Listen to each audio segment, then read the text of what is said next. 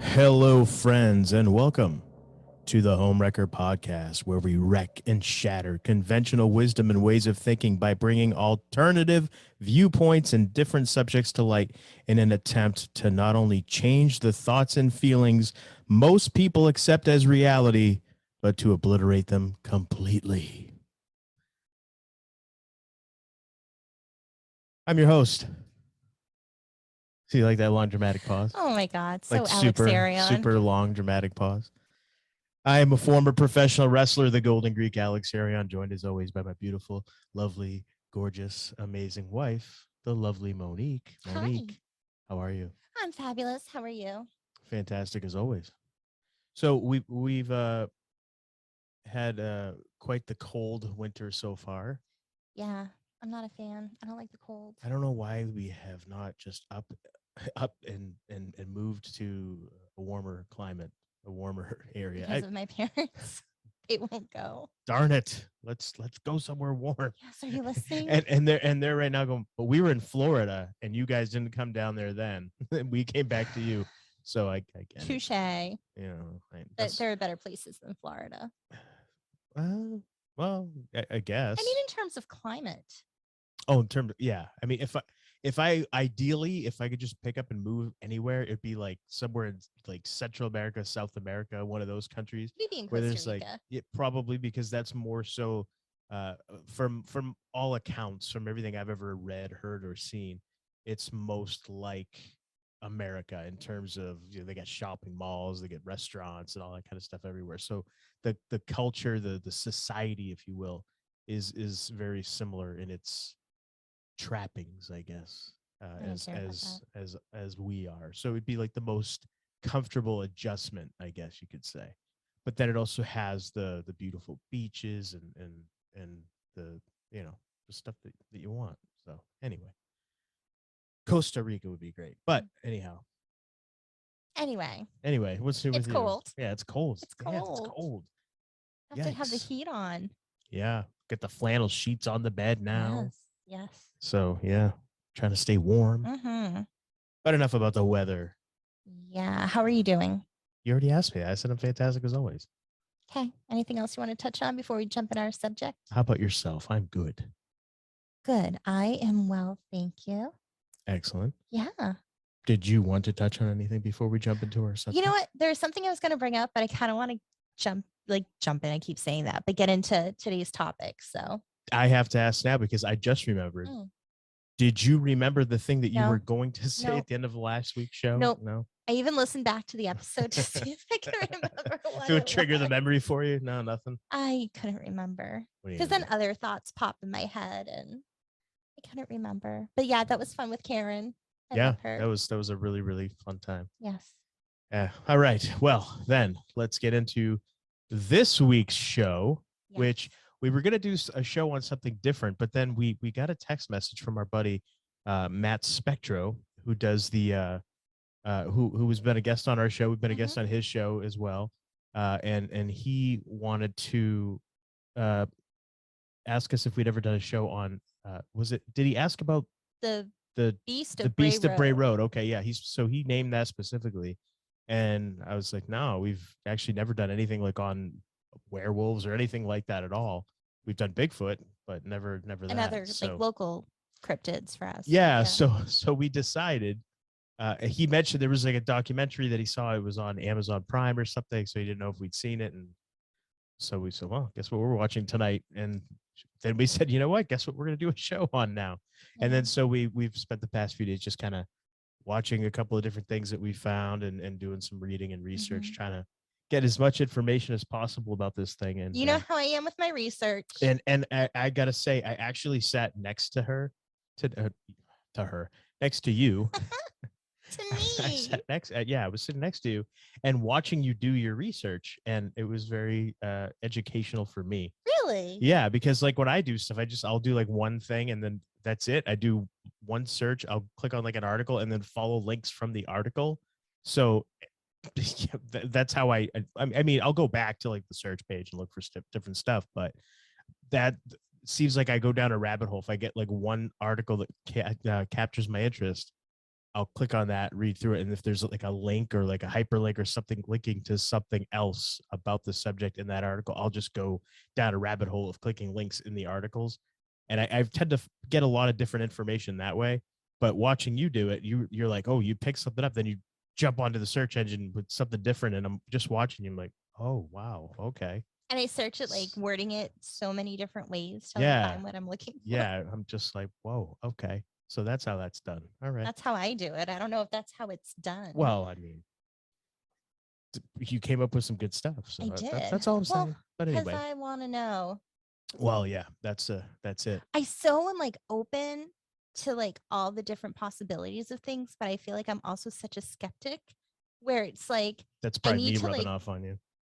prove it wrong. All right. I want to believe, but I need to like go through all these things first to see like what else could it be. Yeah, it's the old Fox Mulder, right? I want to believe. Yeah. I'm with you. Because some of this stuff just seems so fascinating. Well, it doesn't seem, it is fascinating, but is it true? Is it real? Is it just stories that people have made up and that have survived generations?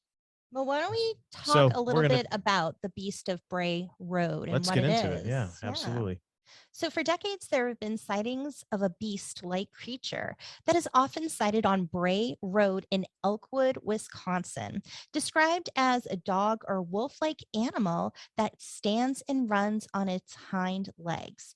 And this beast was made famous by journalist Linda Godfrey by her articles on it and her book, Beast of Bray Road. So basically, Linda she started out as a cartoonist, and I guess a reporter quit at the paper, and they gave her the job as a reporter. So she was told about this. She decided to investigate it. And when she spoke to the animal control officer for the county, he pulled out a file that he wrote on it labeled werewolf. Which is awesome. Werewolf. Yeah. So werewolf. great. Come on. So she was like, okay, this is a story. Because right there, the fact that an official has a folder labeled werewolf. An official. It's an animal control officer, it's right? still a town official or I guess, county official. I guess, but I mean, I've heard stories of animal control officers and run across them in my time, and they're, probably, I don't know how it is in every town, but from any that I've encountered, they seem like they were on the lower end of the totem pole as far as like importance of officials went. Officials, I put that in quotes. I don't mean like they are a part of the town government. Okay, fair enough. It's not like it's some like backwoods dude who hunts werewolves and has like file folders. Oh, no. It's somebody who works for the county. They're an official. Fair enough. They're operating in an official capacity. All right. There. You've said your piece. I did. And then some. I will say that I'm going to back off on that one. And there you go. All right. So basically there were a lot of reports of sightings of some animal-like creature, but it was a mix between an animal like a wolf or dog and a human. And the big part of that, a lot of stories said almost like a German Shepherd type head or a wolf type head, but it was very large, tall, and running on the hind legs, almost human-like, and would use its hands like a human. So not as a typical wolf or dog would do, but as a person would use its hands. And many people commented that they would get a sense of dread. They would be instilled with such fear when they saw this creature. And I kind of wondered, like, could it be just because you're scared? You're seeing something you're not used to seeing? I mean, it's typically late at night when they see it. That's the thing. I think most of the sayings. Now, I haven't read the Beast of Bray Road book. I'm curious now. I kind of want to pick it up and check it out. Where she, Linda Godfrey's book, where she, goes through all these different stories and sightings that have been reported to her. So I'm curious if there have been any sightings during the day. Anything that I saw or any of the documentaries that we watched, it seemed like all of the stories and eyewitness accounts were at night. So I don't know if it's something that you could say they felt a sense of dread and fear because you're out at night and you're seeing something. You can't tell what it is because it's dark. You're on a creepy back road, a dark road. Sure. Anyway. Yeah. So I mean, is that why the sense of fear and dread is there? Is it already kind of there and simmering, and then you see something that makes it really come to the surface? Well, I I don't think know. being caught off guard can just kind of trigger that. But some people would go as far as Yeah, saying it I was would agree with that. demonic. They felt it was a demon, it was demonic, it was truly evil. And again, I question, is that just because they're scared? Anytime I hear that kind of stuff, I feel like it's just I don't know. That's a tough one because obviously the person you can't really it's hard to discount somebody's feelings, but I personally think that that may just be the fear. I don't know. Again, if you're not there witnessing it and experiencing it, you can just you're essentially like No, you're I like everybody. You're like you're an asshole. Everybody's got you have an opinion, but which is like an asshole. Everybody's got one, right? So it's kind of like your opinion that it could be demonic or couldn't be demonic or but whatever. my But question is, what makes you think that? Is it because of the amount of fear you I felt think looking at it? I think the eyes Oh, because we're going to get the into that. yeah because of the glowing red eyes Hmm. they'd say that kind of thing, and obviously that image that image in everybody's mind is of a demon or demonic because of media and all that kind of stuff and movies and whatnot. So I think that that's the image that people have when they think of demon or they say demon. It's got glowing red eyes or whatever. So that's probably maybe where that may have triggered the feeling in this person Hmm. that witnessed it too, or maybe it's a demon and that's why they got that feeling. I don't know, but it's I think it's important to try to run through as many different scenarios as possible to try to figure out, is this really what people are kind of what the story has kind of molded it into, or is it just What could it be? yeah, what could it be? Is it nothing? Is That's it the more than nothing? Is yeah, it something? Is it something totally different than what we think it is? right. Yeah. But basically, Linda came up with the beast because she didn't like, She didn't really know what yeah. to call it because from a couple of different interviews and stuff that we saw with her, she didn't know what to call it. It's not as but she was getting a lot of sightings, and what she thought was it's not Bigfoot because there's a differentiation, excuse me, and between the two, and so she didn't know what to call it, and she said, oh, I'll call it a beast because beast is like it could be anything from like a mouse to an elephant. You know, it can cover so many different ranges of things. And then when she typed it out and saw Beast of Bray Road, she's like, oh, it's got the alliteration, it's got a cool title, it's got a nice ring to it, and so it kind of stuck. So that's where that came from. But essentially, it seems to me like it'd be like what people would consider a werewolf to be, right? Yeah. And people do like people did call it a werewolf. And I just want to say that with everything that we looked into, it doesn't come off to me like a man that turns into a wolf. Correct. Yeah, I'd agree with that. So I just want to put that out Yeah, there. it seems more so like I'd classify it as a cryptid, I guess. Hmm. Would probably be a more accurate description. It's an actual creature, we think.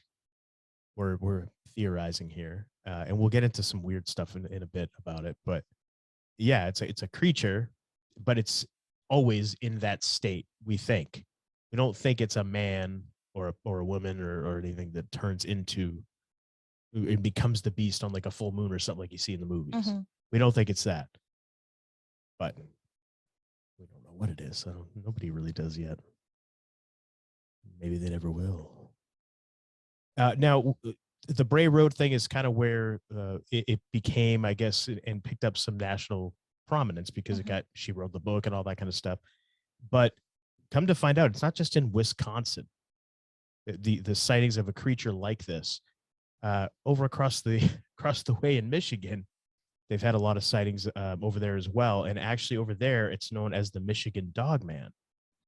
So, and a lot of the descriptions match. They seem very similar. And if you're looking at like in one of the documentaries we watched, they were talking about how wolves, if this is some type of a wolf, like a hybrid wolf or something like that, wolves can travel up to 40 miles in a day, like normally, like that's their normal travel route They walk that much and they can run and everything else. So it's very, very possible that if this is some type of a wolf or a hybrid of a wolf, that it could be making it from Michigan over to Wisconsin, and it's not a big deal. It's not a problem. It could be, so basically it could be the same creature. If there's only one, it could definitely be the same It creature. could be moving, but there It could could be be more moving than one. back and forth. So it's a possibility just based off of that knowledge, and also the fact that I would have to line up every single sighting that's been documented to see this, but I don't know if there's any that have taken place on the same day, say in Michigan and in Wisconsin. I don't know if there's any that happen around the same time, Like the or same same night day, and the same same night. time frame. Right. I don't know that, so I couldn't say, but there are people that are hypothesizing it's the same creature, the one individual creature that's going back and forth in that area. That's its territory, I guess. And it's not just necessarily that area, because as we looked into it, there's been other places. Yeah, there's been sightings of this kind of thing for a while. And they actually go back as far as 1936 in Wisconsin of this particular type of creature. But yeah, looking into it and researching, obviously werewolves, if it's that type of a thing, those stories have been around for centuries, and those were not only in Europe where they originated, but Native Americans had those stories and legends going back hundreds of years as well. So it's tough to say. Yeah, like we did research. There was one here, like stories here in New Hampshire. Yeah, there's like like all dogman over the type country, stories in New Hampshire. Texas, North Sure. Carolina, like everywhere. It's really scattered. Yeah, and that's the other hypothesis. If it's not one type of creature, if it is a cryptid type animal or creature like Bigfoot, and breeds, and if it's a wolf hybrid or something like that, it could be spreading. It could be multiplying in its territory, because their wolves are territorial. It could be expanding its territory. This type of species, if that's what it is, could be packs of it popping up in different regions. So one of the things that I was curious about was people saying, "Oh, glowing red eyes." Yeah. And again, it makes it seem more sinister. And I was like, okay, well, we know at night there's animals that cause their eyes to have this reflective glow to it. Yeah. And I wanted to do a little research. So the animals where their eyes kind of have that reflective light, it's called tapetum. Oh, I wrote it down. Tapetum lucidum. Lucidum. Tapetum lucidum. Tapetum lucidum. And coyotes, wolves, and dogs' eyes usually have a fiery white glow. Yeah, it's the tapetum lucidum. It's the membrane in the eyes. A bobcat's eye shine is yellowish white to amber. A bear's eyes will glow fiery orange. Raccoon's eyes may appear to have a red glow, as do rabbits. Some cats' eyes can glow red as well, and I believe that's if they have blue eyes. So example, Siamese. The perceived eye color at night depends on several factors, like the animal's actual eye color, the light source, and how the retina is constructed. Yes. So you said it causes their eyes to glow at night. Well, there has to be some sort of a light source when it hits it. You left that part out, so let's just make sure people know that the animals are not just going to have their eyes glow. Well, it's the tapetum lucidum. Excuse me, I had to look down at the notes again for that one. The tapetum lucidum, it's the membrane in the eyes, and what happens is when there's a light source nearby, or if you shine a light at it, the reflection, that's what will cause that glowing effect. So their eyes they're not just walking around pitch black with eyes glowing all the time. So I just want to make sure people are clear on that. Yeah, but that could be why people are seeing these orange or red glowing eyes. It could be a bear. One of the documentary shows we watched, it kind of looked, they got it on video. It was night vision, so it was very hard to see, but she was like, the eyes were orange. They were like a fiery orange. And it kind of what we could see with the shape, the outline of it kind of looked like a bear. And that would make sense because if it was a bear, it would have orange eyes glowing. So that would make sense. Yeah, I mean, you couldn't really tell what the shape was. It looked big enough that it could have been a bear, but you couldn't make out the head shape or anything like that, It was or the body shape. difficult. You could just tell it was big, It but was you like couldn't you really. seeing the ears and kind of There like, was no yeah. defined outline because it was pitch black. So But looking at that, I could say maybe it's a bear. yeah, That's what I mean. you Maybe could it's say a wolf. that they're looking for the Beast of Bray Road and they found a bear instead, Yeah. and the Beast of Bray Road is still out there. Who Yeah. knows? So let's talk about the first documented sighting Yeah. for Wisconsin. We're going to talk about that in 1 minute. We're going Oh. to take a quick break though first. Sure. All right, we'll be right back. Hearers, watchers, Homewreckers. like what you're hearing or watching so far and want even more Homewrecker content? Then check us out on Supercast, where you can get more exclusive bonus content starting for as little as $5 a month. You'll get more of the content you love and also have access to exclusive episodes, listener-requested shows, watch-alongs, AMAs, plus special deals on Homewrecker Podcast merchandise and more. Visit homewreckerpodcast.supercast.com to sign up or click the link in our show notes. We really appreciate your support. We do. So hit pause and go check out homewreckerpodcast.supercast.com right now. Or click the link in the show notes. Thanks. And we're back. And I think it's time we get into some of these stories, I guess. I think a good place to start is the first sighting, which took place back in 1936. And this would have been the first sighting in the Wisconsin area of what is now known as the Beast of Bray Road.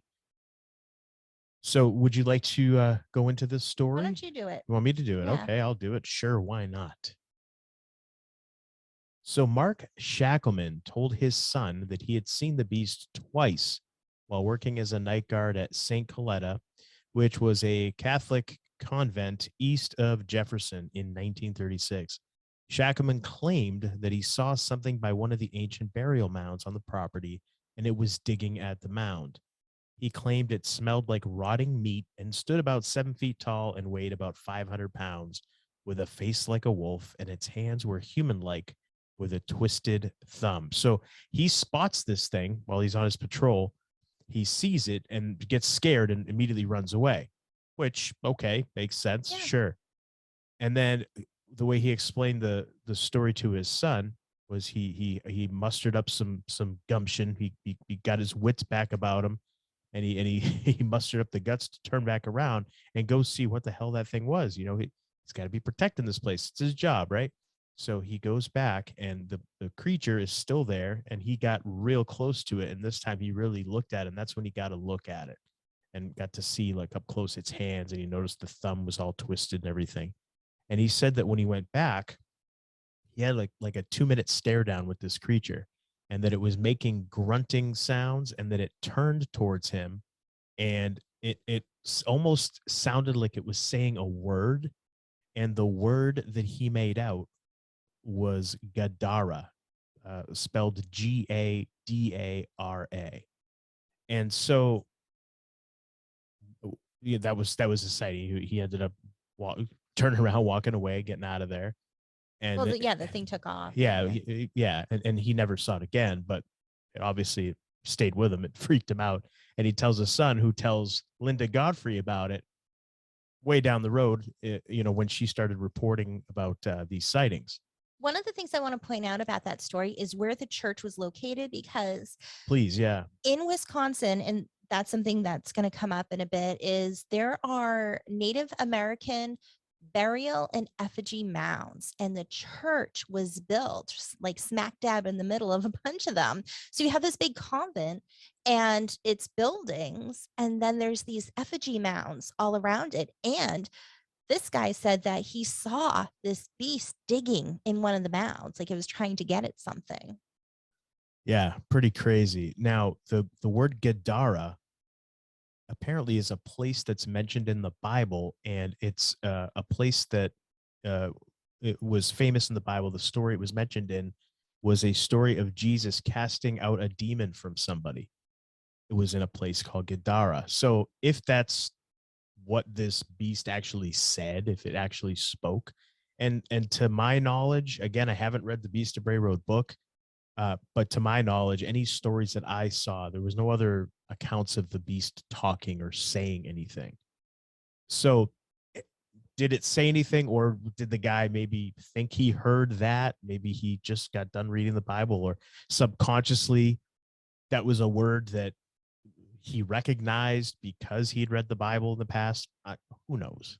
But that Who knows? helped with the whole like it's demonic type of mentality with this Sure. thing with a lot of people. Absolutely. Oh, they hear the story and think it's demonic because it said that it must be where the demon was cast out, and That's this is how it came about. This is kind of laying the groundwork for that yes, narrative. Yeah, yes. absolutely. Mhm. So from there, yeah, that was it, right? From there, yeah, that particular area in Jefferson County in Wisconsin became a hotbed for sightings. And I just want to point out, and I'm not going to go on a tangent, but I just want to Okay. point out yet again, the Catholic Church is taking these Native American, these sacred ceremonial grounds and building on them. We've talked about it before in other episodes, how the church does this. And this is just another prime example of them doing it yet again. So I just wanted to point that out. Feel better? Yeah. Okay. So now this part right here, this next part of this of the research that we did here, I found very interesting. So this is kind of now going over into Michigan and the Michigan Dogman and those particular sightings. So in 1987, a DJ in Traverse City, Michigan, named Steve Cook wrote and recorded a song about a terrifying creature called the Dogman.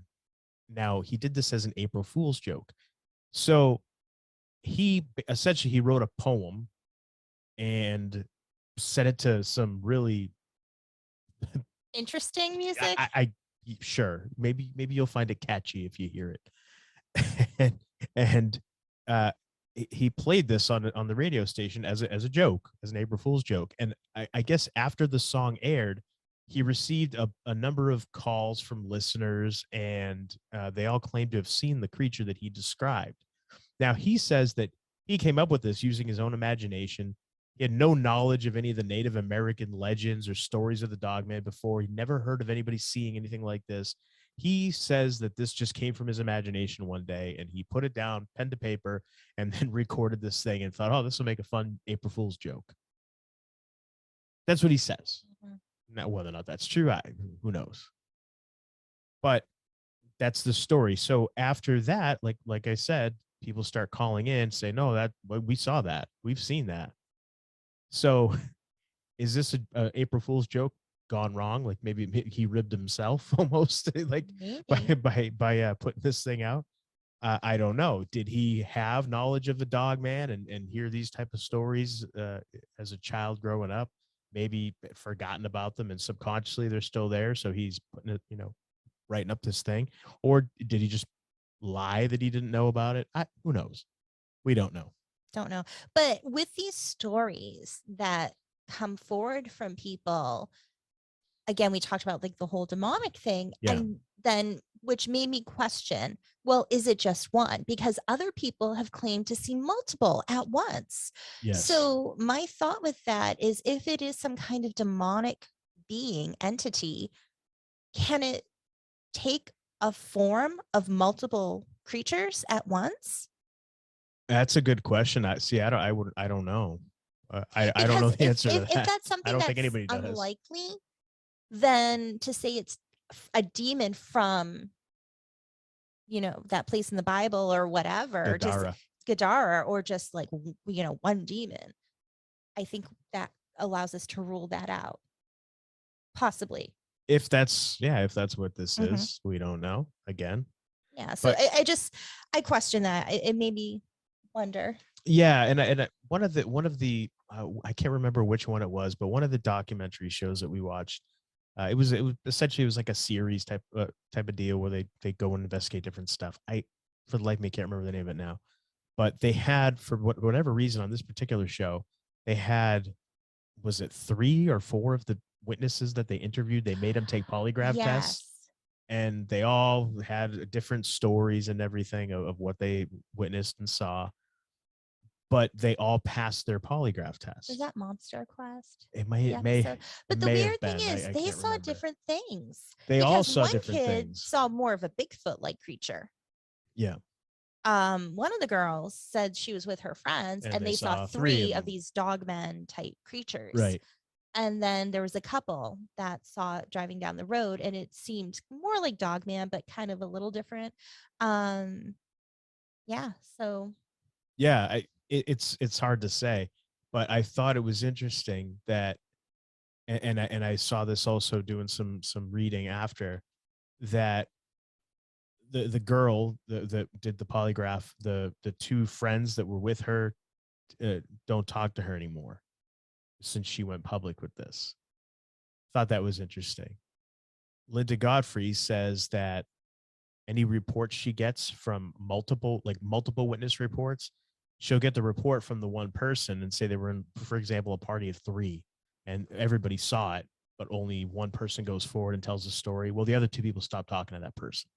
Like, that's a common thing with all because they these don't want to be stories. associated So with being it just makes you crazy. wonder, like, why is that? Or is it because they're embarrassed by it, or are they too scared they don't want to talk about it and revisit it anymore? Or is the person going to Linda Godfrey, is it really, are they just perpetrating a hoax, and these people maybe were gonna do it and then chickened out, said no, I'd rather not, who knows? Mhm. It's, but these are the questions that got to be asked, and these are the type of things that you have to, your critical thinking has to come into play here to try to dissect these stories and figure out, well, what could it be?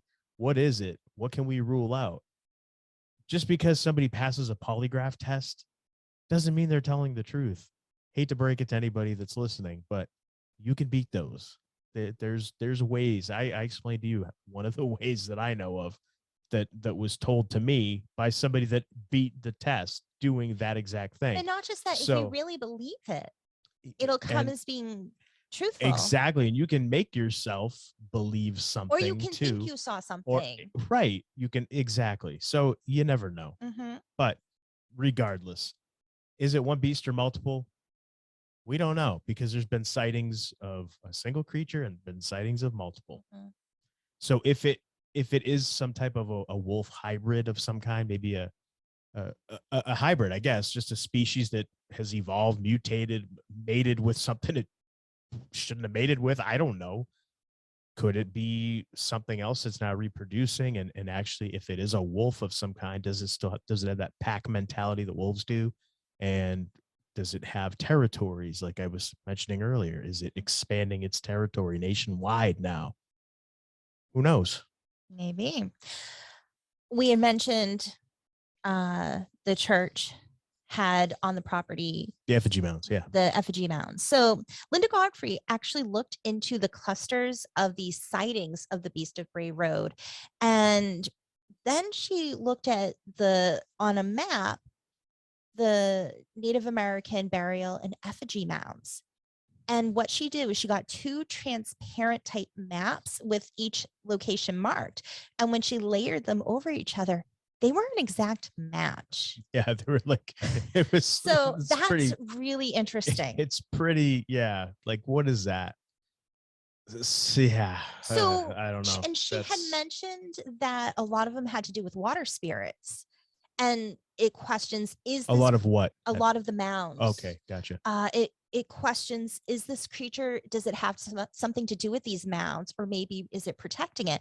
So I wanted to look up like the local Native American tribes with those effigy mounds and the legends. And I found a legend that I thought was kind of interesting. And I'm sorry if I butcher saying these things. I'm not good with it, but I'm going to try. So there's the Menominee tribe legend about Mahawau. And Mahawau is the beloved brother of the Menominee culture hero. It's spelled Manabus, but can be pronounced Ananabush, which I guess there's all different ways to say it because there were different tribes that had different ways of saying it. All right. So in some versions, Mahuau is the twin brother of Nanabush, and in others, he is a wolf spirit adopted by Nanabush and his brother as his brother. Mahuau is usually represented in the physical form of a wolf. Mahuau was murdered by water spirits, touching off a violent chain of events that included the destruction of Earth by the flood. Afterwards, Nanabush was unable to bring his brother back to life, so Mahuau became the ruler of the underworld. Mahuau is portrayed as a good and kind being who takes good care of the land of the dead. His name literally means wolf in Menominee. Nakopote, another name of his, means good hunter. So I just thought it was really interesting because I found this legend, and it has to do with this wolf type guardian. And if these are burial grounds and effigy grounds, is this creature there to protect it? And when Linda brought up water spirits and this being was killed by water spirits, I was like, trying to put two and two together. So again, I just thought it was really interesting and wanted to bring it up because could there be something connected? I mean, just the seeing that map overlay was like, okay, come on. That's a coincidence. Come on. So I think there's got to be something to that angle. What, I don't know, but I would think that there has to be something to that because that's just way too coincidental. Well, it made me think somebody, a listener mentioned missing 401 disappearances in the caves, yes. the underground caves. And there was a match with that. So I feel like it was a match of disappearances with the caves. So yes. I feel like it's not a coincidence. There's something going on. What it is, I don't know. That is the mystery. So in many of the documentaries we watched, there was a gentleman named Lee Hampel who talked about his experiences living off of Bray Road. Do you want to talk about that, Alex? Yeah, sure. So this guy was a former math teacher. They felt the need to say that in every one of the episodes that we watched. Did it make it make him more credible, maybe because he was a teacher? Perhaps. I guess that's probably why it was mentioned so much. But he was a retired math teacher, and he lives off of Bray Road, and he's seen the beast. And he essentially saw it on his property. Looked right at him. He said he couldn't make out the shape, but he saw the glowing red eyes, and obviously it scared the hell out of him. He now no longer goes into his yard unless he's got a shotgun with him. He doesn't go into that back part of his yard. And, he's in rural Wisconsin, so he's got a lot of property from what we could tell, just based on what we saw in the various shows we watched with him. And he set up, after that initial encounter, he set up cameras all around his property to try to capture whatever this was. And he never saw it again on the cameras. I believe he said he had seen it with his own two eyes again, but on the cameras, he's gotten thousands of pictures over the years. And prints, he's gotten pictures of prints. And prints, right? And he's cast prints and everything like that. And the prints aren't normal. And we're gonna jump all over the place here. Give me a minute. Okay. And he's never actually caught the creature on camera. He has set out bait for the creature, meaning I believe he started with a 75-pound deer carcass and left it there, and it disappeared. Couldn't see who took it. It was there on the trail cam, and then a few minutes later it was gone, and there was no tracks, nothing, just gone, vanished. No. And these are those trail cams that are motion censored, so they get triggered by motion. Something stepped in front of it. He never saw what it was. Never caught on film. So he went and put another deer out, and this time he put out a 150-pound deer, and that was the other thing. Sorry, was not dragged away. It was just picked up and taken away because there was no drag marks. So whatever took it away had to be pretty damn strong. Mhm. It couldn't have been, could it have been multiple things? Perhaps, but they would have had to, that means they were intelligent because they'd have to pick it up and work together Teamwork. to get it out of there and bring it wherever they brought it to do whatever they were going to do with it. He said he ended up at the time of the interview we watched, he had said over 20 times he'd put different deer carcasses out of varying sizes, all disappeared and never saw anything. But one of his pictures, Well, or multiple, yeah. several pictures, because it was I guess the way they work, they capture a picture every Motion time and heat. there's yeah, thank you, every time there's motion and heat, it'll start snapping pictures.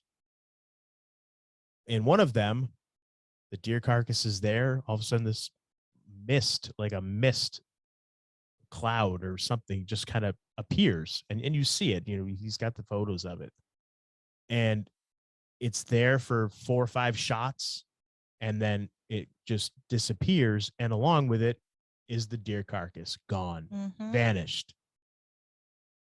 So explain that one. I mean, he shows the pictures like to anyone who wants to see them, and it's interesting because it's like this foggy mist kind of comes in, and then it just kind of like it just kind of walks in, walks away. Yeah. And the other thing that was interesting that he had were prints. The prints, yes. Now you talk about the prints. That were bizarre because with a wolf, they have like the 4 toes in the pad, and this had an extra toe and it had an extra pad in the middle, and it was almost twice the size of a normal wolf print. So it didn't quite match anything that people have documented for this type of print, which is interesting, which kind of leads into this is something different. Something different and something big. And the stride from one print to another, 4 feet. 4 feet. That's a big stride. That's big. Yeah. Whatever this was big. Yeah. Now, in terms of the mist, there are some reports that have claimed when at the Skinwalker Ranch, they saw a strange mist appear and then a giant bipedal wolf, meaning it's walking on its 2 hind legs. Ryan Skinner, who's a private investigator and author, claims that he saw this happen and that the wolf creature walked towards him and his group. He said it got within 2 feet of him, stood right in front of him, and he was terrified and he couldn't move. And then walked away, disappearing as quickly as it appeared. Now, we did an episode about the Skinwalker Ranch, and one of the first experiences that the Shermans, the family who lived on that ranch, had was when they were moving in, a giant wolf came up and attacked one of his cattle. It seemed fine at first, and then all of a sudden was like, "Ooh, I'm gonna have a snack," and they put multiple bullets in this thing, and it didn't do multiple anything. rounds from his 357 Magnum, and then he had his son get the 30-06 and put a couple of rounds in it that way. He said he saw chunks of flesh flying off and didn't even not even phase. Didn't even phase it. What was it? It decided after a while that it was getting annoyed at getting shot at, is the feeling that the family got watching it, and it just kind of turned around and casually just trotted off, and they gave chase and lost its tracks. It just almost like it vanished. But so it brings up the question with the mist, if some other people are seeing a mist come in and then the wolf appear, is it a skinwalker? What is it? Is it something else? Is it something we don't know? So it was just really interesting. I wanted to bring that up. Yeah, I've got theories about that. And and I think too, with that mist, you mentioned it before, missing 411. Could that be something that is a factor or a culprit in some of these cases of the missing 411 that we've talked about? My question is, this creature doesn't seem to bother people. There have been reports where it runs up as they're driving that we know of. Reports that it runs up alongside of them and looks at them. The only time it seems to go after people, like one woman, I think you're going to talk about it, might have hit it with her car. She got out of the car, went after her. Yeah, I'd be probably pissed if somebody hit me with their car. We could skip that story now. No, I want you to go into it. But there aren't a lot of stories where it's attacking people. People have seen it chase deer. going across the road chasing deer, and people have seen it on the side of the road eating what looks like roadkill and holding it like a human. And Linda illustrated a picture of it where it's holding it with his palms up, holding the animal, eating it. And that's what people have reported as well. So it seems like it could be a scavenger and a hunter. But is it attacking people? Has it killed anyone? I don't know. Well, if it's got this cloaking mist or way to cloak itself and it doesn't appear on any camera, no one's got an actual photo. Well, okay, we'll go into the photograph in a minute, but nobody's got any actual good photograph of it. Mhm. This gentleman that lives on Bray Road, the math teacher, Mr. Hample, he's got cameras everywhere, never been able to see it, but he'll capture prints leading up to the deer carcass that were not there before, but no picture of the actual thing that took the carcass. Or could it be two different things or multiple different things? That's a great question. Yeah, so just a thought. And then you mentioned a picture that came up. Yeah, the picture that came up. There was a picture that what was it, in 2018 or 2019? I believe it was fairly recent, within the last 4 or 5 years. And they claim that these folks claim that they got a picture of the Beast of Bray Road. They got it right on the side of the road, and I didn't think it looked like anything that was matching the description of anything that we saw, read, heard about. It basically looked like maybe a wolf or a husky dog kind of walking on its hind legs, coming up like the hill of the side of the road. But it was weird because it looked like its right arm was like skeletal. So it looked like a skeleton on its right arm. And and it seemed kind of weird. It almost looked like somebody found a dead wolf and propped it up on with a stick or something, and then just quickly snapped a picture of it like a dead carcass that they found on the side of the road. Because again, the arm was bone. Yeah, it looked like it had no skin, no fur, like nothing. It's like a bone. It looked, but people were all like, "Oh, they've got it. There it is. There's the evidence." And I'm looking at it like this. But this is your picture proof and evidence. I did some looking into it, and I did see a website that talks about cryptids, and it brought up a few points that it could be fake, and it's possible that maybe some like taxidermist who's not good at what he does is like, oh, this is good enough. Because it's not just that the arm is skeletal, it's like weird. But then it's like weird. It's like it's weird looking. It's like misshapen compared to how maybe it should be. But they brought up a few things. It's possible that this animal's arm got caught in a trap, and basically the skin and the muscle all got degloved from it, so it just got pulled off. There are animals where that happens, and then they just kind of live like that. And it's possible because they have like a picture of like a deer that was killed, and its hind feet were missing, and it was just like bone and like the nub of the bone. So I guess that's possible, but I feel like it's highly unlikely. It could be some kind of it was roadkill that somebody malformation from it was creature. Roadkill that somebody propped up and took a picture of and said, that's the beast right there. It didn't. It's funny that the person who took the photo gave like 1 or 2 interviews and then refused any more interviews after that. I will say, if everyone's shitting on you, you might be like, hey, I know what I saw. I'm done trying to argue with people. Okay. Or it's possible that somebody will mention to them, oh, this actually looks like a roadkill that you propped up. And what do you have to say to that? And they wouldn't know what to say. I don't know. Is that possible? Yeah, if that's possible. Is it possible that they did see something and they snapped the picture and that's really what it looks like? Is it possible that some asshole was messing with people and put that out there? Oh, maybe somebody's coming by, let's hide, and they snapped a picture so they think it's real. Right. Is that possible? Absolutely. So who knows? I look at that and I said, if that's the photographic evidence, then that's weak. It's just weak. It doesn't look like anything to me. But anyway, one of the things watching some of these shows where they're going out looking for the creature, I was telling Alex, I'm like, see, if I were doing this, I'd have like Ziploc bags filled with like steak in my pockets So that way, if I did see something like off, and I'd be like, and like trying to call to it, like waving a stake out so it could kind of come Here, forward. beastie. Yeah, like Here, come eat. beastie. Here, I have some meat for you. Please don't eat me. Eat this instead. Right I'm on. just saying, if I wanted to lure it out, that might be a way to do it. Well, yeah, I think that would probably work. And we're going to take a quick break. And when we come back, we're going to get into some of the stories about the Beast of Bray Road. And our thoughts of what we think it is. Oh, you want to do that too? Sure, Yeah. why not? Yeah. All right, we'll be right back.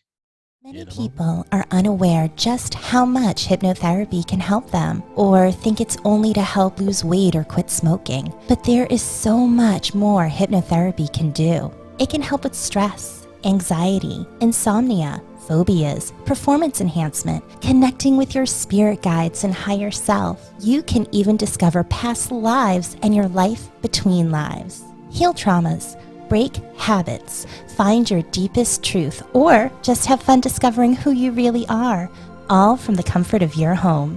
I'm Monique Pliakis. I'm a certified hypnotherapist, and I want to help you. Schedule a free consult by going to www.innerstandingshypnosis.com. That's INNERSTANDINGSHYPNOSIS.com. Innerstandings Hypnosis. Find your power and ignite your inner light. We're back. Yes, we are. And now we're going to get into some stories. I mean, that's the fun part, right? Just hearing the stories and the sightings and things. Yeah, for sure. All right, so we're going to get into some here. Now, we talked about the first sighting, the first known, I guess, sighting in that area of Wisconsin. So there were no additional reports of Bray Road beast sightings for many years, at least none that became public. Then in 1964, the beast was seen just 2 miles from the location of that 1936 sighting. The creature was reported again in 1972 when a woman said the beast tried to break into her home before attacking and seriously injuring a horse. That's, oh, okay. Well, all right. It's like, let me in, bitch. Get me in the house. I'm hungry. What you got in there? You got any cooking? pie? Yeah. What do you got? Now, on October 31st, 1989, Halloween, Doristine Gibson was driving on Bray Road near Devlin, Wisconsin, when she felt a bump. Thinking she may have hit something, she stopped and got out of her car. She saw nothing behind the car, but as she looked around approximately 50 feet away, Gibson saw a very large, bizarre-looking creature running straight at her. I would have probably pooped myself. I'd be like, are you okay? Do you need medical assistance? Do you need a hug? Yeah, you would. That's the scary part of you. That's not funny. That's true. She would. Are you okay? If it's an animal. Don't eat me. First of all, I just want to make sure you're okay. First of all, let's give props to this woman for actually stopping and getting out to see like what she hit, if this person or thing is okay. Reminds me of The Office when Michael hits Meredith with his car and Jim's doing the talking head. One time Michael came in and he said he felt a speed bump on the highway. I wonder who he ran over then. Yeah. Anyhow, back to Miss Gibson. She quickly got back into the car and started to drive off. The Beast of Bray Road jumped onto the trunk of the vehicle, but quickly fell off as she sped away. Gibson told a neighbor about what had happened and showed them some deep scratches on her car trunk. From there, the rumor of the Bray Road Beast began to spread once again, and more people began to come forward to tell their own strange stories of encounters with the beast. So I'm curious. She maybe hit something a little bit, pissed it off. It went after her. Could it be a wolf? It could be, but would it run and jump on the back of the car? I don't know. How mad is it? Oh, fair enough. You don't hear of that kind of behavior from normal wild animals, I guess. No, and I also wonder, did she have any other damage to the car? Because if it was something that big to just kind of run over it? Well, Did here's she- the thing. Maybe she didn't run over it. Maybe she didn't even hit it. Maybe she just felt a bump. Didn't realize. Maybe she hit like a squirrel or something. Well, I was gonna say, did she And hit she his just dinner, stops, like the roadkill, perhaps. and hit it? And she stopped and got out to be like, oh, shoot, did I hit something? And then realizes there's this the freaking beast running at her. And she's Like, like, oh, that's my shit. food. Yeah. Maybe. Could that be? I don't know. I But don't yeah, know. just like what would chase after a person and then like try to jump and put claw marks? Yeah. And there's a picture of the claw marks on the trunk, and it looks like claw marks of, yeah, could have been a four-fingered something. It that looks like clawed. claw marks. I could that have been put there with somebody's set of keys? Probably. Could you scrape that in with a knife? Yeah, probably. Like a garden. A garden Little- hoe kind of yeah. thing. Sure, could have been that too. I don't know. I wasn't there, but that's that story. So, anywho, moving on from there. One sighting of the Bray Road Beast in 1989 was reported by 24-year-old Lorraine Andreezy. Lorraine said that she was driving on Bray Road when she saw something that appeared to be crouching on the side of the road. She slowed her car to get a better look, and what she saw would terrify her. Terrify her. She said that at one point she was within 6 feet of the beast. She reported that she saw the beast for about 45 seconds and described it as being a large brown-gray hair-covered creature. It had large fangs, pointed ears, and a face like a wolf. She said that the beast was built very broad, almost like a bodybuilder, and looked very powerful. Lorraine escaped in her car and related her story to her family. Now, I want to know, what was she doing? She just saw it and then decided she's driving along, and she just stopped the car because she's like, what's that? Let me get out and look. Just being a looky-loo. Like, very bizarre. What is that? I guess. don't know. Yeah, like curiosity could have killed that cat. She's Could it lucky. have though? So anyhow, she escaped. She released the story to her family, and her mother is the one that actually contacted Linda Godfrey. And Godfrey talked to many people after that who claimed to have seen the Beast of Bray Road, and that's when she would later go on to publish that story, that particular story, on December 29th of 1991. And from there, she wrote a bunch of books. Mm-hmm. About this particular subject and other cryptids and other things, a lot of things in that area. But she's done books on cryptids from all over. So, Do you think maybe this thing is just like territorial, kind of like Clint Eastwood and Gran Torino, like get off of my lawn, kind of like just trying to scare people away? if it's a wolf, then yeah, because that's what wolves are. They don't right? care who owns the property; it's their territory. So maybe Yeah, it's something well, that is just like trying to scare people I mean, away. what's owning something? You have a piece of paper that says it's yours. Well, exactly. But like I always say this, like when you buy land, like that belongs to the animals. So they don't Yeah, care they that don't you care. bought it. Yeah, they don't care who's got They that don't piece of care paper that, saying it's like, theirs. that They're they're gonna- in your way. Right. They don't exactly. Yeah. So, I don't know. But I actually picked up one of Linda Gottfried's books, and it's the Beast of Bray Road in our house, howling away. She was just Good. sitting on my lap Goodness. and being quiet. So the book I Know What I Saw by Linda Godfrey had some pretty interesting stories in there, and it wasn't just about dogman, werewolves, or anything like that. She had all kinds of different stories in there. Really pretty cool. I skimmed through it and caught one particular story about a dogman, or a beast, Bray Road type of beast kind of thing, and it actually was spotted in New Hampshire where we live. So immediately my eyes went whoop. We're going on an adventure. Zeroed in on that and was like, where's that? Let's go check that out. So I'm going to read this excerpt from that book, and I just pick it up. Support Linda Godfrey's work. She does good work. So here we go. This is from the book I Know What I Saw. And it's called, this particular story is called The Graveyard Shifty, New Hampshire.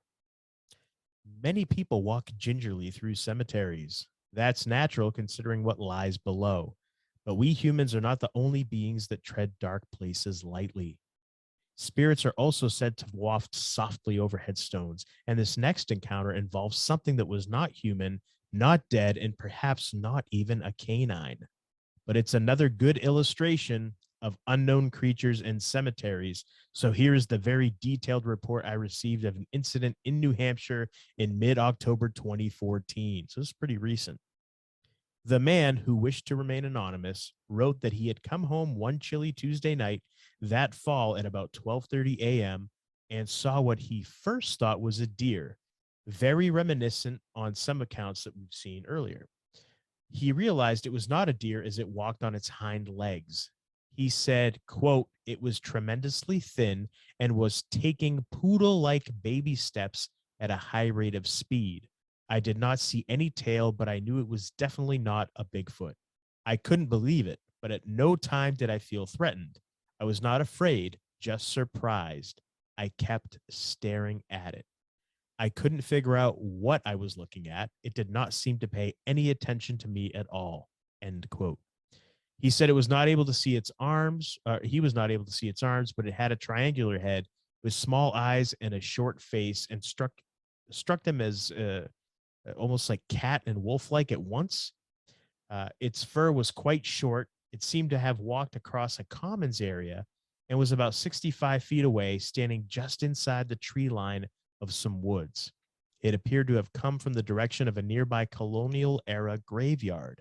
Behind the cemetery were some historic buildings and an embankment that led down to a river called the Mountain Stream. It continued to head south silently, but at a fast pace, and was soon lost from sight. He added that there were houses nearby and speculated the creature may have taken shelter in a shed next to an old church. He said, quote, "Now I believe those stories people said about the hostile werewolf types, and I believe there are different types of these dogmen. I just happened to see the more timid of the types." He added that seeing people about the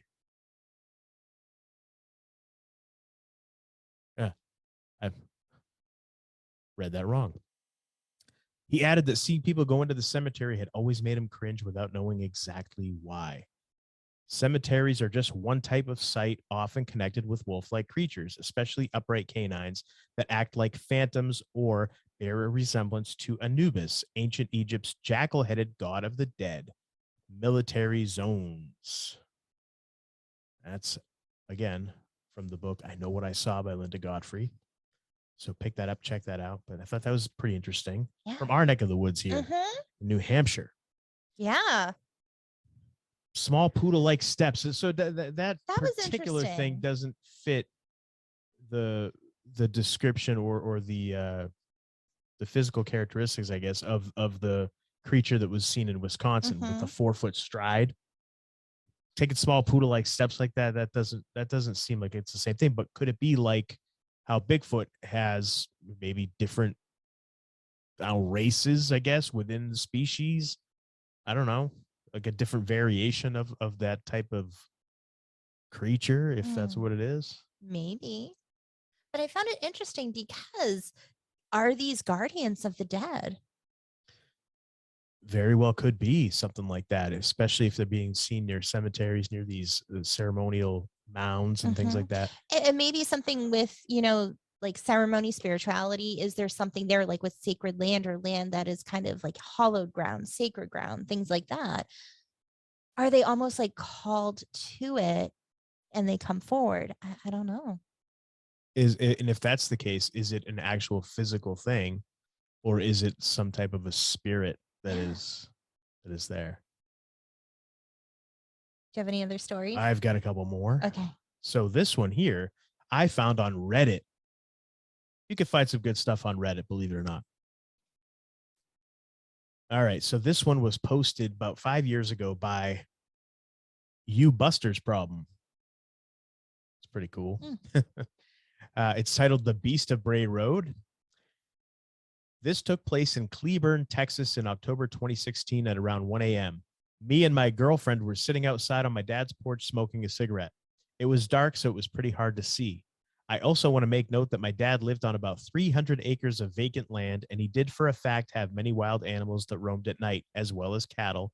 So we were pretty used to seeing wild hogs, coyotes, raccoons, and even wild turkey approach the house once the sun went down. This didn't seem like any of those things. There were no streetlights, and the closest neighbor was about 2 football fields away. We noticed something creeping through the grass about 30 feet away from the porch. The movement reminded us of a coyote, but this, whatever it was only about a foot and a half tall and anywhere from 7 to 10 feet long. Its body was pressed almost completely against the ground, and its head turned towards us, almost as if it was stalking us as prey. We were pretty freaked out when we noticed, so we grabbed our cigarettes and shoes, but that's when things got even freakier. This thing had been crawling towards a medium-sized tree, and as it passed behind the tree, it didn't reappear on the other side. Could it have climbed the tree, or perhaps stood upright behind the tree, hiding, watching? I did not stay around to find out. All I know is the footsteps stopped, so it wasn't running away out of view. My girlfriend suggested we go get a flashlight and try to scare it off, to which I responded, quote, "Are you fucking crazy? Get inside now," end quote. After searching Wikipedia, I thought it might have been the Beast of Bray Road or maybe a werewolf. Any ideas or thoughts as to what this could have been? And then, of course, you got the millions of comments after that, but we're not going to get into that. I'd be like, let's go check it out. Go get some meat. Like, part of me was like, we grabbed our cigarettes. Like, are you gonna flick your cigarettes at it? Like, what the fuck? Get the fuck out of here. I don't, yeah, right. Or may offer to smoke. Hey, want to smoke? Want some tobacco? I'll leave you an offering. Why not? Yeah. So that's pretty interesting. It is. What would you do if you saw something like that happen, like crawling towards you, like, and all of a sudden it's just behind a tree? Yeah, yes. Well, I don't know why I asked. I mean, that's obviously what you would do. I'd be like, go get a flashlight. Let's go see. Get some steak. So it eats that, not me. All right. This next story is another one I found on Reddit. And this can be the final one that I shared today. It is from Not Ken Dorsey. So it's Not Ken Dorsey. And this was posted 4 years ago. I lived in the town of Franklin, Wisconsin. This was about 1997 to 98. We had just moved into a brand new subdivision and were currently the only house that was built. The rest of the area for a long distance was empty lots on what used to be the adjoining farm's old land. Our backyard had a running creek. On the other side of the creek was some brush and a single lane road with an old wooden streetlight that gave off an orange hue about 30 yards or so away. It was a warm summer night, and I was having a sleepover with one of my friends. We had all the lights off and were playing hide and seek in the dark. I went back into our sunroom and saw something crouched what? Crouched over. I went back into our sunroom and saw something crouched over, illuminated through the brush and the orange streetlight. You missed a comma. Okay, that must be it. I just copied and pasted this, right? I didn't proofread it or anything from Reddit. I'm not sure how to describe its body posture. You know how when you're about to throw up and you hunch over on your knees and palms? It was similar to that. Its breaths were so deep and heavy that you could see its chest heaving from that distance. We had a 140-pound Akita who stood 6 feet on his hind legs. I could easily tell that whatever this was dwarfed my Akita. I also know that it wasn't any type of dog or wolf. Its hind legs were thick and muscular like a man's, but its body tapered at the abdomen and head, and its head was like a wolf or canine. I called out to my friend who came over and just said, quote, "What the fuck is that?" End quote to me, trying not to make much noise. We sat there as it was hunched for a good 30 minutes. My dad, who was a hard-ass Vietnam vet, came out to see what the hell we were doing up so late. We asked what it was, and he just said, quote, "I don't know," end quote. He then went outside as we stayed in, scared for my dad. He had one of those old mega lights that had the power of 1,000 candles and took it with him. He stood in the driveway and shined it onto whatever we were watching. It looked back at us, and I honestly don't remember its eye color. What I do remember is that when it took off into the brush, it took off upright, like a sprinter from the on all fours stance. My dad heard it splash through the creek and hightailed it in. It was one of those fucked up moments you don't really talk about because people will think that you're crazy. When I heard about it so many years later, I immediately knew I'd seen it too. Huh. It's interesting because a lot of these accounts, it runs away. It's not attacking. Yes. Well, I mean, it just got a big, this thing in this particular story got a light shined at it. Yeah. A really bright light. So probably scared it. Yeah. But I mean, they're inside too. They're in a sunroom. So it's not like, Yeah. it's probably not going to try to go crashing through. Well, you don't know that. Oh, I'm just saying. And they don't know that. Maybe it's going to come up and use its hands to try to open the door or knock. You see it coming over, pushing the doorbell, ringing the doorbell, just sitting there waiting. Ding. Just hanging out, waiting. Just knock on the door. Wait for somebody to come to the door. Ay. So, I mean, those are some pretty messed up stories. I mean, again, nothing that I came across where anything was attacking human. But it was interesting. He said the legs were more of like a man. Yeah. Because of how muscular and thick they were, and the fact that obviously it was standing upright, and then it gets tapered at the waist. So that almost fits the description of like what a werewolf, I guess, But if a creature that was we've been taught to think would look like. if a creature was walking on its hind legs a lot, wouldn't that make those legs muscular? Is the creature doing a lot of heavy squatting? Maybe. Like, I don't know. I'm just saying, like, if it's I always mean- on its hind legs, wouldn't it work other muscles than when it's on all fours? Wouldn't that create more muscle, perhaps? I Causing it suppose to look more muscular? I don't know. I don't know the physiology of these things or the biology of these things, or if it's even if this is even something people are seeing. Like, is it even if this is something that a couple of kids didn't just imagine? Yeah. I mean, who knows? Are they seeing an actual physical thing? You could argue yes, because it leaves behind physical imprints. It leaves behind tracks. So you could say, yeah, it's obviously some kind of a physical creature. But then you also have the mist. You have the stories of the mist. We have the photographic evidence that this retired math teacher has, and I mean, that's a physical manifestation of something, whether it's camouflage or what, but it's something. So is it a physical thing that can maybe camouflage itself some way, in some ways, and maybe the mist is just one of those ways? Is it a skinwalker? Like, well, let's go over the possibilities. What could it be? Let's go over some of the possibilities. So I think a lot of people would be satisfied at saying people are just seeing wild animals. They're seeing either kind of wolf, a bear, or other various wild animals, depending on the type of sighting. And in terms of it running on its hind legs, I don't know, maybe there's some type of family of wolves that were malformed, so they have to move like that. I don't know. Or it's a bear. People are seeing bears. A skinny bear or something. Yeah. It could be any of those things that people are seeing. Now, again, you mentioned earlier the stories of people who say that they're driving along on that Bray Road, and they'll look out the window and the thing's running next to them and keeping up with them as they're speeding up and going 50, 55 miles an hour. The thing's keeping pace with them. So I don't know if they're seeing that, if they're really truly seeing something out there doing that, then what is it? But it's dark. Are they really seeing something on two hind legs? That's just it. I don't know. Another thing that I wondered is the power of mass suggestion. So you have these stories that are out there. People hear these stories. And then especially in 1987, that DJ Steve Cook made that song, and that just puts that suggestion out there more. So maybe somebody is just seeing a regular wolf, but in their mind, they made it out to be this creature.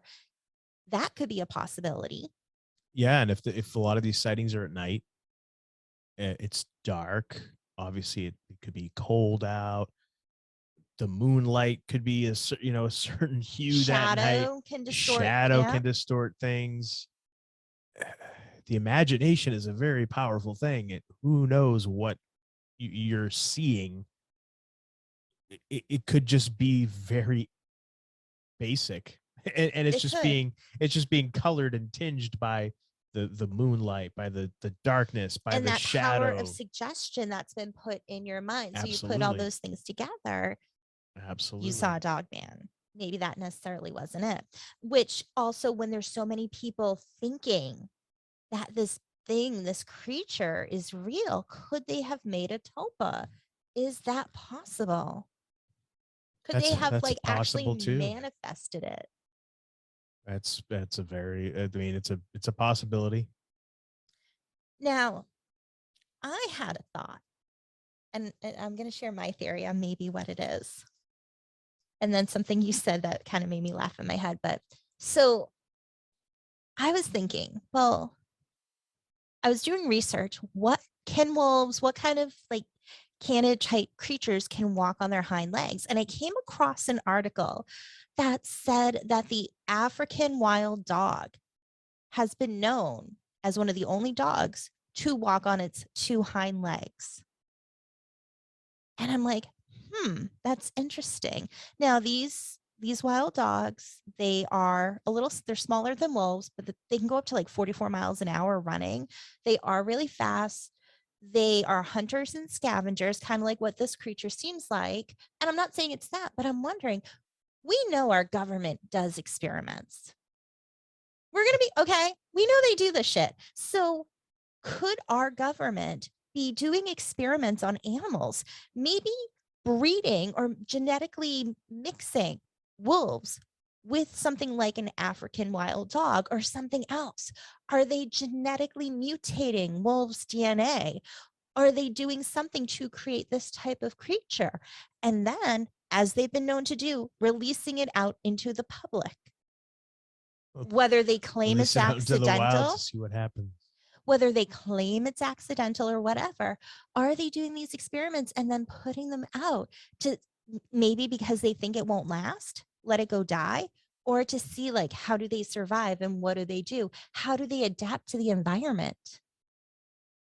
And then when you brought up the mist thing, I thought maybe part of like its camouflage is like it like kind of like skunks have their defense mechanism. It like farts out a mist and it like covers them. But could it have been something created however long ago that's just loose and then it's bred?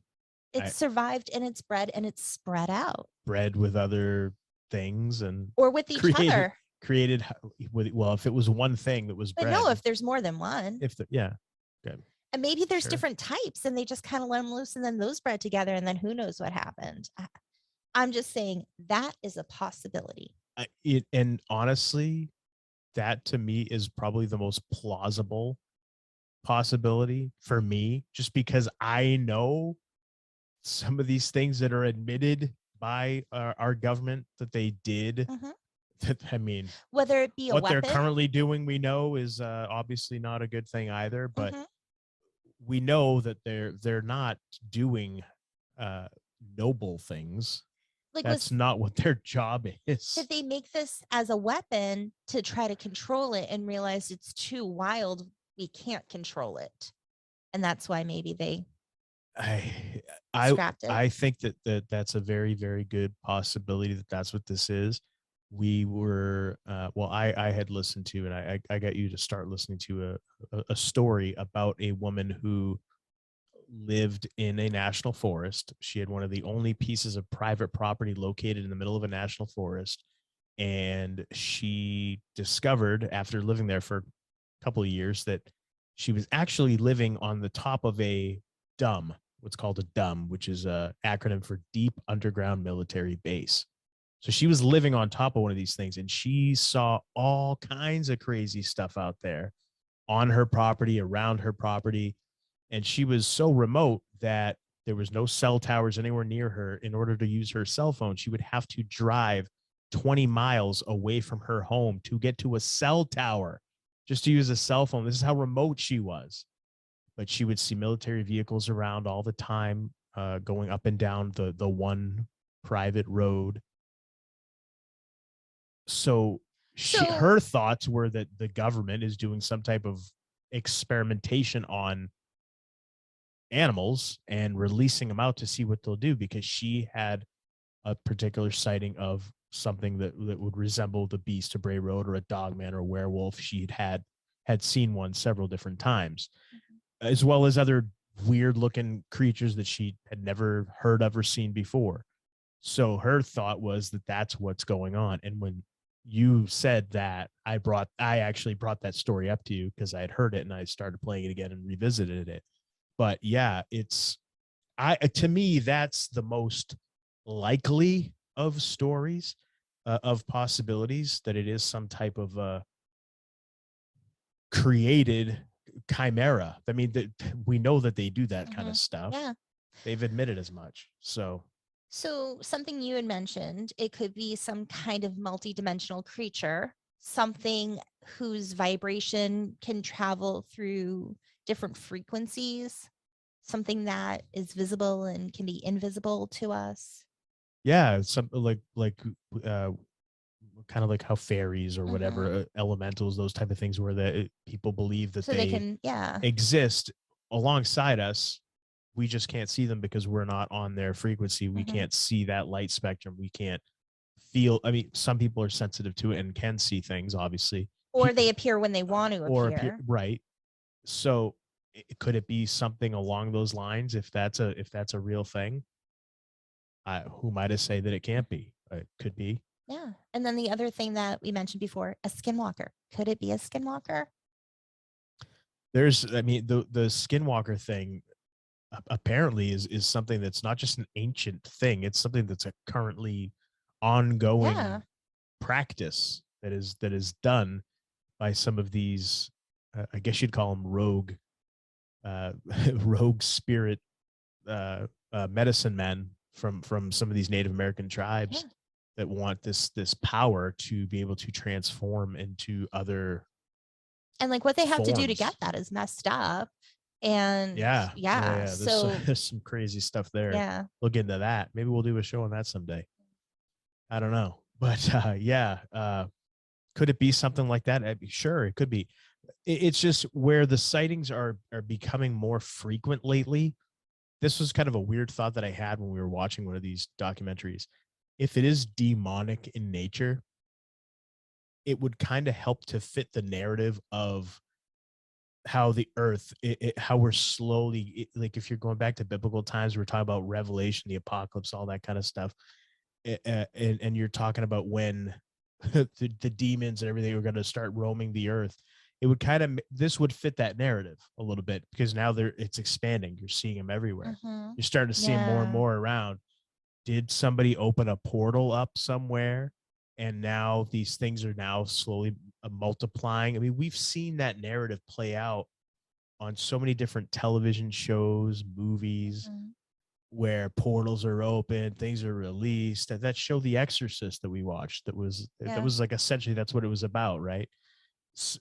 Is that what's happening? Maybe. I don't know. But I feel if you believe in that kind of stuff, but these dogmen, I don't think they're evil necessarily. They may not be. They may not have any kind of malevolence at all. It could be just a wild creature just looking to survive like every other creature on this planet. It could be. Who knows? But I thought that was I was thinking that watching them, like, is that what it is? Maybe it's some kind of a, if you believe the demonic thing, is that what's happening slowly? That's just, and you look around, man. I mean, geez. Well, one thing I just thought of though, it's like Bizarro World out there now. People run away, and they can run away. If that creature, based off of what people say and how fast it can move, if it wanted to catch that person before it got inside its car or in its house or whatever, it could. Oh, for sure. So I don't think it's doing I want to hurt you. It's a get the fuck away from me kind of thing. And animals do that. Yeah, for they sure. growl, they'll bark, they'll snarl, like whatever they have to do, show their teeth, try to lunge at you or nip at you, not necessarily to cause harm, but to you get the idea to leave them alone. Yeah, if you think about it, it makes sense. They're just as scared of you as you are of it. Or most animals, anyway, Yeah. right? As long as you're not provoking them, they're probably Or they're not scared gonna- of you, but they don't care about you, and they Yeah, want or you to that. leave them alone. or So that. Sure. who knows? But I don't think they're evil. I That's ha- just my opinion. I don't have a thought either way I on think they if it's just evil are. or not. I think if it's a creature, it's, in my view, in my opinion, it probably is what you think it is. Some type of a chimera that was let out. I don't believe that anything escapes. I think it's let out. Lyme And- disease didn't just, Yeah. get out on Come its own. Right. Nothing just escapes. But anyway. So it many was- accidents, Yeah. with our government. Always and these things. accidents. Yeah. It was an Huh. accident. Funny how that works. Yeah. So that's what I think it probably is, if it's a real physical thing that people are seeing. But I also think, like we said, I think a lot of these sightings probably are the mass hysteria, the mass suggestion. It could be a combination of different things. Who knows? Yeah. So I Yeah. don't know. So let us know what you think. Absolutely. Have you ever had an experience with Yeah. the Beast of Bray Road or Dogman or something similar? Let us know. Let us know. Do you have your absolutely. own theory, or do you agree with us on something? Let us know. Yeah, definitely. Hit us up on we'll play the little deal at the end of the show here. Mhm. You can find out where to follow us on social media. If you don't want to reach out to us on social media, we get that. You can direct message us, I think. Is that Yeah, you can DM is that us how on that works? Twitter. Yeah. And then we also have an email address too. homewreckerpod@gmail.com. Right. Send us an email. Yeah, and that's all on our website, so you can check all that stuff out. Yeah. So You can message us through the website. there you go. Do you have any final thoughts before we No, I think I've said call it a show? I think I said everything I wanted to say on this matter so far. Rock and roll. And you? No, I think I'm definitely going to pick up that Beast of Bray Road book. So we Yeah. may revisit this topic again in the future, depending on what I what I uncover and find out. But yeah, this has been interesting. So thanks again to Matt Spectro Thank you. for the for the suggestion. And if there's an episode you want us to talk, if there's for an episode something you want us to talk about, let us know. Yeah, for sure. Yeah. We're open to it. Absolutely. Mhm. So until next time, I am the Golden Greek, Alex Arion, joined as always by my beautiful, lovely, gorgeous, amazing wife, the lovely Monique. And you've been listening to the Homewrecker Podcast. We love hearing from and interacting with our hearers and watchers. Feel free to reach out to us on Twitter. At Homewrecker Pod. You can also visit our website, homewreckerpodcast.com. where you can check out past episodes and pick up some Homewrecker Podcast gear from our online store. Also, if you haven't already, please hit the subscribe or follow button wherever you're hearing or watching our show. That way you can be notified whenever a new episode drops. We're on all major podcasting platforms, and you can check out the video versions of our show at YouTube and Brighteon. You can also find Monique in a few places online as well. I'm on Twitter @_MoniqueGiselle_. If you're interested in a tarot reading, organite, incense, candles, and other cool things, you can go to my website, tarotbymonique.com. Or if you're interested in hypnotherapy, you can go to understandingshypnosis.com to schedule a free 20-minute consult. And follow me on Twitter @MoniquePCHT. And Alex, how can people find you? You can find me on Twitter @TheAlexArion, and you can check out my website, AlexArionFitness.com. And if that's too much to remember, we get it. That's why we put it all in our show notes. Thanks for spending your time with us, and we appreciate all of your support. We do. Thank you. We love you.